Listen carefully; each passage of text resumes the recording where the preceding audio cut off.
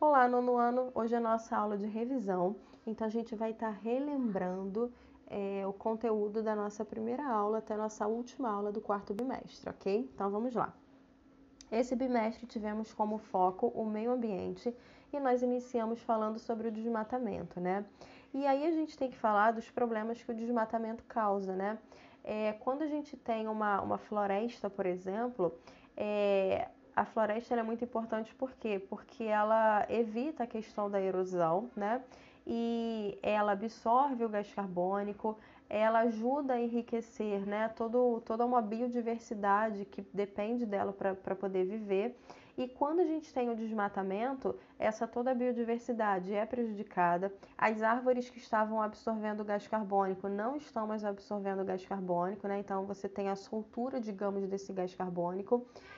Vai ocorrer uma sedimentação dos rios, tá? E o processo de erosão vai ocorrer com muito mais intensidade. Então, desmatamento é só prejuízo. Depois falamos sobre a camada de ozônio, né? Buraco na camada de ozônio. E aí nós falamos que a camada de ozônio ela é uma camada que fica lá na estratosfera, né? Composta pelo gás ozônio, que tem como função bloquear a maior parte dessa radiação ultravioleta, tá? Só que a emissão principalmente, né, o vilão, digamos assim, do buraco da camada de ozônio é o CFC. Então essa emissão do CFC, que são os clorofluorcarbonetos, vem formando buracos, né, nessa camada de ozônio. E aí uma ideia seria substituir o CFC por alguma outra substância. Falamos também do efeito estufa, né? E aí nós falamos que o efeito estufa, ele é um fenômeno natural, tá?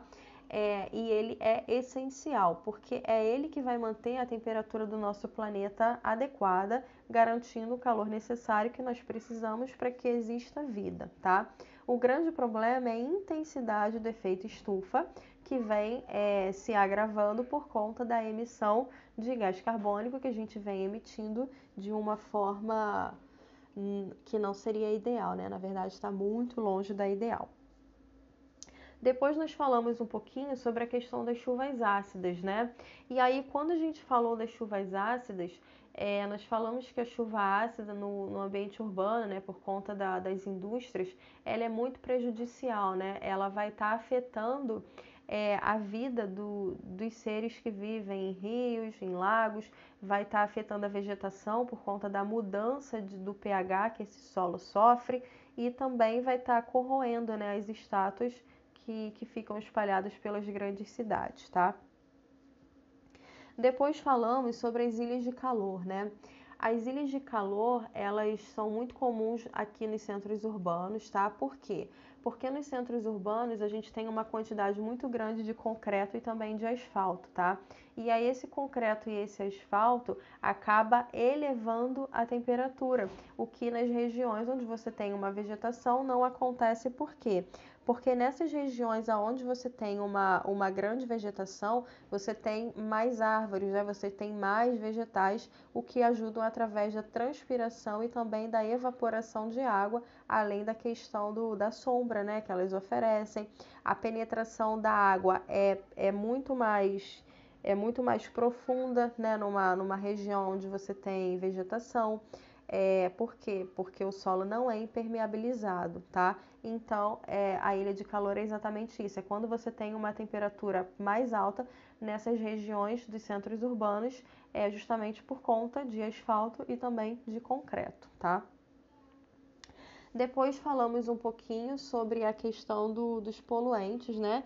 E os efeitos que esses poluentes vêm causando. Então, a gente pode estar falando que a poluição ela vai ser definida como uma atividade que degrada o meio ambiente e afeta as características físicas ou químicas do ecossistema. E falamos que os poluentes podem ser gasosos, líquidos ou sólidos, né? E podem estar se concentrando na atmosfera, na água ou no solo, tá? E aí nós falamos um pouquinho sobre a questão dos poluentes da atmosfera, tá? E aí de poluentes da atmosfera, a gente tem aqui, por exemplo, nós temos vários, né? Aqui a gente tem o monóxido de carbono, a gente tem o dióxido de carbono, dióxido de enxofre, os CF6, aí, os clorofluorcarbonos, temos a fumaça, partículas finas e temos os metais pesados, tá? E aí é legal também a gente estar falando sobre a questão da contaminação radioativa, tá? Quando a gente fala da contaminação radioativa, a gente sabe que a contaminação radioativa, a contaminação da água, por exemplo, ela pode estar afetando peixes, tá? Ela pode estar afetando a vegetação, as plantas de uma forma geral. E obviamente que a contaminação radioativa, ela vai causar muitos problemas ambientais, tá? E além desses problemas ambientais, quando a gente fala da contaminação em seres humanos, né, e nos animais de uma forma geral, ela pode estar causando mutações genéticas, tá? No caso de mulheres que venham a engravidar, esses bebês, né, esses embriões, eles podem estar se desenvolvendo com algum problema genético, com uma má formação, né, digamos assim. Além disso, essa contaminação radioativa, ela pode estar, ela causa, né, ela aumenta muito os casos de câncer, tá? E os problemas também de fertilidade. É comum as pessoas perderem a capacidade de ter filhos, tá? Temos também aí os poluentes da água, né? Nós vimos vários também.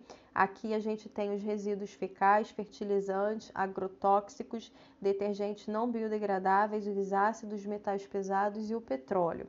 E também vimos os poluentes do solo, né? Temos os fertilizantes químicos, agrotóxicos, restos orgânicos e o material não biodegradável. Depois nós falamos sobre a inversão térmica, né? Então nós falamos que nos dias onde você tem um fluxo normal, ocorre a convecção, né? Que é esse movimento aonde o ar quente, por ser menos denso, ele sobe e o ar frio ele desce, tá? Quando você tem uma inversão térmica, o que acontece? Essa convecção é quebrada, tá? Então significa que esse ar frio ele não consegue circular por conta dessa camada de ar quente que está aí no meio, tá? Então é chamado de inversão térmica justamente quando você tem essa quebra da convecção. Depois nós falamos aí sobre o lixão, né? E falamos sobre o aterro sanitário, tá? O fato os resíduos sólidos, né? Eles vão ser gerados, né? E eles vão ter que ser dispensados, jogados em algum local. Nem tudo vai para reciclagem. Então, quando a gente fala de lixão, esses resíduos eles são colocados num terreno que não recebeu nenhum tipo de tratamento e eles são jogados lá a céu aberto, não tem nenhum tipo de tratamento, então acaba que ele vai poluir o solo, vai poluir o ar, e se você tiver um rio, um lençol freático próximo, vai poluir também, tá? Já no aterro sanitário, você tem um controle maior sobre isso. O solo vai receber uma cobertura, né? Ele vai ser impermeabilizado, aí vai se jogar o lixo, e depois que você jogar o lixo, esse lixo vai ser coberto com terra ou com areia, tá? E isso vai evitar, né, a impermeabilização, evita a contaminação do solo.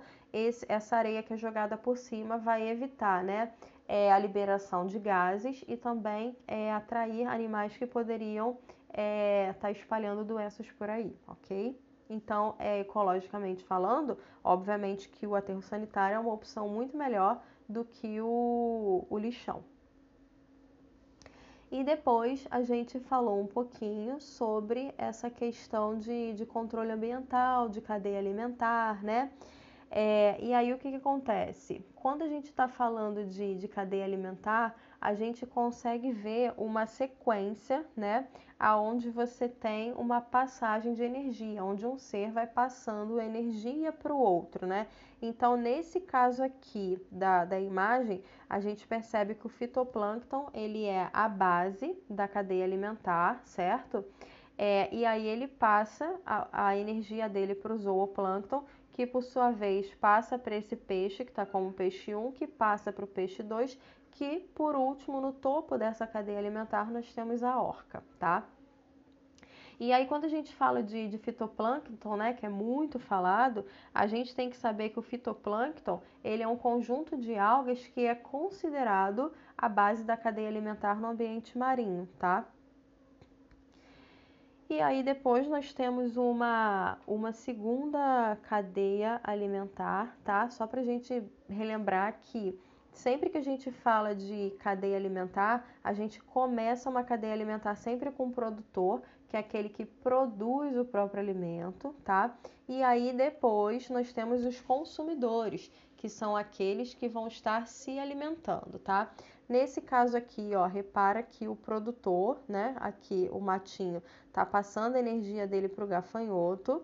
O gafanhoto é considerado um consumidor primário, porque ele é o primeiro a consumir, é o primeiro a comer, né? Ele não consegue produzir o próprio alimento. Esse passarinho está recebendo a energia do gafanhoto, então ele é um consumidor secundário, e a águia que está recebendo a energia do passarinho é um consumidor terciário, tá? Então a gente vai fazendo assim, né? Consumidor quaternário e continua. Já no final de uma cadeia, a gente tem os decompositores, que são aqueles que vão estar decompondo, né? É a matéria orgânica. Então a gente inicia com o produtor e finaliza com o decompositor, ok? A gente fecha por aqui nossa revisão e estudem bastante. Beijo e até!